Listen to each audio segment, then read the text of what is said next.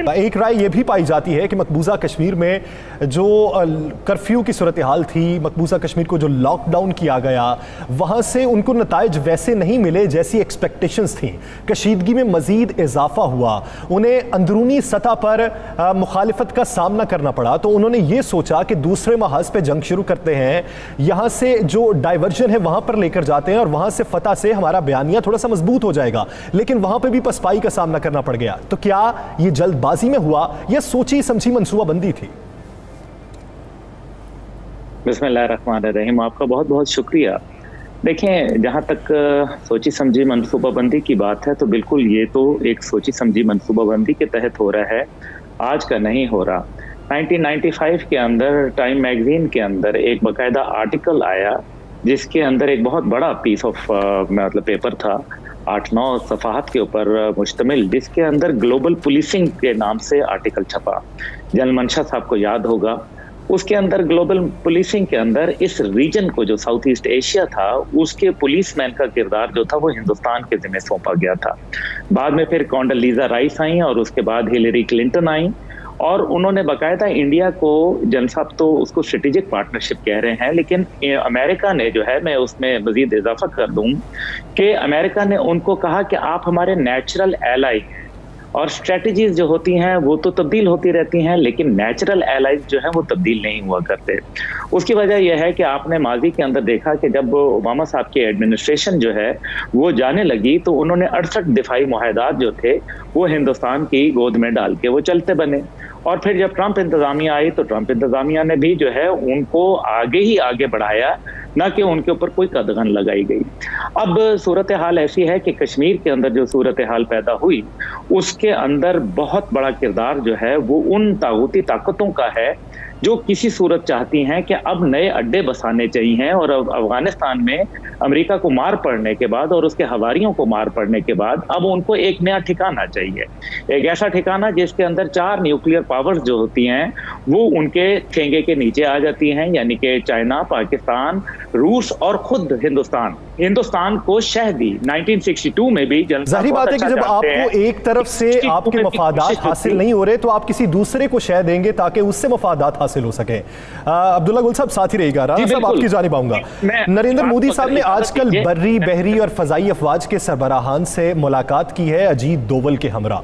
उस मुलाकात का एलामिया तो बाकायदा तौर पे जारी नहीं हुआ, नहीं पता चल सका कि अंदर क्या बातें हुई, लेकिन कुछ खबरें गर्दिश कर रही हैं। खबरें ये गर्दिश कर रही हैं कि तीनों अफवाज के सरबराहान ने अजीत डोवल की पॉलिसी को ठुकरा दिया है, उस पर बाकायदा तौर पे उन्होंने अपना एहतजाज रिकॉर्ड करवाया है। क्या सियासी और अस्करी चपकलिश मजीद बढ़ने जा रही है या खलीज बाकायदा तौर पर पैदा हो चुकी है? देखें, खलीज तो पैदा हो चुकी है, लेकिन मेरे पास कुछ और इतला है। मेरे पास है कि अजीत डोवल जो है इसको बज़ाहिर तो हटाया जाएगा, ये कहा जाएगा कि इसको हटाया गया है इसकी पॉलिसियों की वजह से, कश्मीर के अंदर इसकी पॉलिसियों की वजह से, भारत के अंदर इसकी पॉलिसियों की वजह से भारतीय सरहदी इलाके जो है वहाँ पर भारत को शिकस्त हुई है। लेकिन मेरे पास जो इतला है, तब मुसद्दका इतलात है, इसके हवाले से आने वाले दिनों में ये चीज़ें वाज़ेह हो जाएंगी, क्योंकि हमारे साथ दोनों जो पैनलिस्ट हैं ये बड़े सीनियर तरीन है इस मामले में। मेरे पास ये है कि उसके बाद अजीत डोवल मंजर से शायद गायब हो जाए, लेकिन वो बेसिकली एक प्लानिंग है जो इसराइल के साथ मिलकर इन्होंने बनाई है कि मोसाद और ये जो है बकायदा रा और NDS ये मिलकर जो है वहाँ पर, और CIA भी इसमें शामिल है, कश्मीर के अंदर एक नया प्लान कर रहे हैं। अजीत डोवल मंजर से गायब होकर उस प्लान में चल जाएंगे जो असल इनका प्लान है। तो जनरल साहब, राणा साहब ने जो बात की थी कि ये अभी अजीत डोवल मंजर आम से गायब हो जाएंगे, बैकडोर प्रोपेगेंडा करेंगे, आप उनकी बात को सेकंड करेंगे, इस हवाले से आपकी मालूमात क्या है? जी, मैं जो राणा साहब ने फरमाया वो आपने किसी तरह फेस सेविंग के लिए अभी उन्होंने किसी को एक स्केपगोट के तौर पे कुछ ना कुछ तो उन्होंने जो है उसको फेस सेविंग करनी है कि वो जो है वो क्लियरली बैक ऑफ करेंगे तो वो उनको बहुत ज्यादा पॉलिटिकली लॉस होगा, तो वो किसी को एक स्केपगोट के तौर पे। लेकिन मैं ये राणा साहब की बात से 100% मुतफिक हूँ कि जो अजीत डोवल है वो सामने हो सकता है ऑन द सीन ना हो, लेकिन उसकी पॉलिसीज बिहाइंड द डोर वही होगा और जब तक ये मोदी गवर्नमेंट है ये उसी की पॉलिसीज जो है वो इम्प्लीमेंट करेंगे। और इसमें सिर्फ अजीत डोवल जो है उन्होंने बिल्कुल दुरुस्त कहा कि ये एक ट्रायो है जो इसमें जो इजराइल, इंडिया और अमेरिका उन सब की पॉलिसीज हैं, लेकिन इसलिए जनरल साहब किसी न किसी सूरत में जी जी जी, साथ ही रहेगा। अब्दुल्ला गुल साहब, राना साहब आपसे मकबूजा कश्मीर की ताज़ा तरीन सूरत हाल पर कुछ बात करना चाहते हैं। बिल्कुल सर, इस वक्त मकबूजा कश्मीर के अंदर क्या सूरत हाल है? हमारी इतला के मुताबिक वहाँ पे मुजाहिदीन की बड़ी कार्रवाइयाँ जारी हैं और ये भी सुनने में आ रहा है कि पहली दफ़ा लद्दाख के मकाम पर चाइनीज़ जो हैं उनकी सैकड़ों की तादाद में गाड़ियाँ जो हैं, जो फ़ौजी गाड़ियाँ और असला मौजूद है। इसके हवाले से आपसे जानना चाहेंगे। राना साहब बहुत शुक्रिया। पहले तो आपका जो तजिया था बिल्कुल मैं उससे इत्तफाक करता हूं और बिल्कुल आपने दुरुस्त फरमाया। देखिए, पहले आप हिंदुस्तान की चाणक्य की सोच को समझने की कोशिश करें। उनका जो पड़ोसी है वो उनका दुश्मन है और पड़ोसी का पड़ोसी जो है वो उनका दोस्त है। अब चाहे वो चीन हो या पाकिस्तान हो या भूटान हो या नेपाल हो, कोई भी उसके जो शर से महफूज नहीं है। दूसरी बात ये रहा कि चाइना के अंदर तो आप देख लें कि चाइना ने अगले दिन 5000 सोल्जर डिप्लॉय कर दिए। अब ये डिप्लॉयमेंट जो थी वो कोई, आपका क्या ख्याल है, 5000 इस बुलंदी के ऊपर इस मुश्किल हालात के अंदर डिप्लॉयमेंट आसान तो नहीं थी। यानी कि चीन जो था वो नोटिस कर रहा था कि मामलात बिगड़ रहे हैं और इंटरनेशनल पावर्स अपना रोल प्ले करना चाहती हैं। इसलिए चाइना ने पहले से री इन्फोर्समेंट्स जो थी वो बुला के रखी हुई थी और जब मौका आया तो आपने ये भी नोट किया कि यहाँ जो जंग हुई पहले माजी में भी और अब भी, तो वो जो है वो ज्यादा हाथों के साथ लड़ी गई बजाय इसके के हथियारों के साथ। वो अजीत डोवल या मोदी की पॉलिसी नहीं है, बल्कि वो एक शेफ्रॉन टेररिज्म माइंडसेट की जो है वो पॉलिसी है, जिसको आप हमेशा जो है वो इस्तेमाल करते हैं किसी के दूसरे का कंधा रख के। अब अमेरिका को, क्योंकि आपको मालूम है कि जनरल जोसेफ डनफोर्ड जो उनके ज्वाइंट चीफ रहे, उन्होंने बाकायदा बड़ा वाजे बात की कि हमें जो है वो कश्मीर में रोल अदा करना चाहिए और हमें वहाँ यूएन ऑब्जर्वर ऑफिस के साथ साथ अमेरिकन जो है वो बेस वहाँ चाहिए। लेकिन ये बातें क्यों हुई एक ऐसे वक्त के अंदर जब अफगानिस्तान में शिकस्त हो रही थी? इसका साफ मतलब है कि उनको सी पैक जो है वो भा नहीं रहा और कश्मीर जो उसका एंट्री पॉइंट है और गिलगित जो उसका एंट्री पॉइंट है उसको वो किसी ना किसी तरीके से डिस्टेबलाइज करना चाहते हैं। इस वक्त जो ये कशीदगी की लहर है, इसे 1999 में एक पाकिस्तान भारत कारगिल जंग के बाद खित्ते की सबसे बड़ी कशीदगी कहा जा रहा है। 2017 में भी डोकलाम के मकाम पर पाकिस्तान और भारत की फौजें आमने सामने आई थी, लेकिन एक हफ्ता पहले लद्दाख में ये फौजें आमने सामने आई। भारत किस जोन में है? ऐसा वक्त कि जब मईशत कमज़ोर है, कोरोना की वजह से आपका सेहत का निज़ाम कमज़ोर है और बैनुल अक़वामी सतह पर आपका बयानिया कमज़ोर है, सियासी और अस्करी चपकलिश में आपका एतमाद कमज़ोर है, अस्करी हुकाम का और सियासी हुकाम का।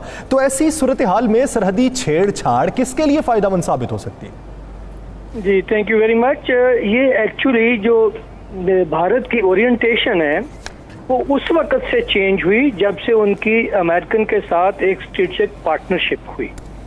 तो उन्होंने सोचा कि अभी अमेरिकन के चूंकि हमें कोऑपरेशन हासिल है, उनकी सपोर्ट हमें हासिल है, तो उन्होंने अपने आप को अमेरिकन की तरह इस रीजन में रेप्लिकेट करने की कोशिश की और वो अपना एक जो एजेंडा है, उनका जो एक्सपेंशनिस्ट एजेंडा है या जो अग्रेसिव उनके डिजाइन हैं, उसको रियलाइज करने में उन्हें बहुत जल्दी है।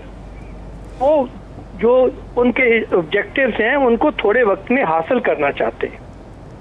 और ये जो कश्मीर में जो स्टेटस उन्होंने चेंज किया, पॉलिटिकल स्टेटस चेंज किया, 370 को एब्रोगेट किया, 35 को एब्रोगेट किया, तो बेसिकली ये उसी चीज का एक तसलसल है। लेकिन इस पूरे चीज के पीछे एक जो स्ट्रेटेजिक थॉट होनी चाहिए थी वो नहीं है। उनको इस चीज का अंदाजा नहीं था कि जो रीजन के बाकी फोर्सेस हैं वो सिर्फ और सिर्फ अपने आप को पाकिस्तान के साथ जो है वो फोकस किए हुए हैं। तो उन्होंने उनको चाइनीज के रिएक्शन को वो बहुत जो है वो अंडरमाइन कर रहे थे। वेयरएज जो चाइनीज और इंडियन बॉर्डर डिस्प्यूट है वो तो एजेस ओल्ड है, बेसिकली ब्रिटिश इंडिया कंपनी का ये बैगेज है और ये 62 की जो वॉर थी वो भी एक तरह से इन चाइनीज ने अपना जो डिमांड थी उसको रजिस्टर करवाने के लिए की थी। लेकिन चाइनीज का अपना एक तरीकाकार है, वो एक लॉन्ग टर्म स्ट्रेटेजिक प्लान करते हैं और वेट करते हैं, उनमें स्ट्रेटेजिक पेशेंस है और वो अकॉर्डिंगली अपनी चीज़ों को जो है रियलाइज करते हैं। फ्रेंड्स, तो ये था आज का वीडियो। जय हिंद, जय भारत।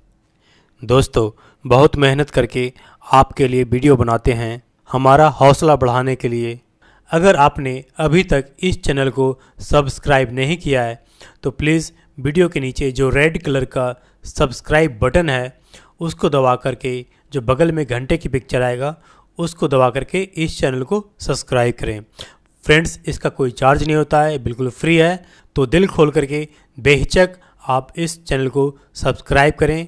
साथ ही साथ इस बात का ध्यान रखें कि जब आप सब्सक्राइब बटन पे क्लिक करते हैं तो वो जो रेड है वो ग्रे कलर का हो जाता है, यानी ग्रे है तो आपने सब्सक्राइब कर लिया है। Thank you for watching. जय हिंद, जय भारत।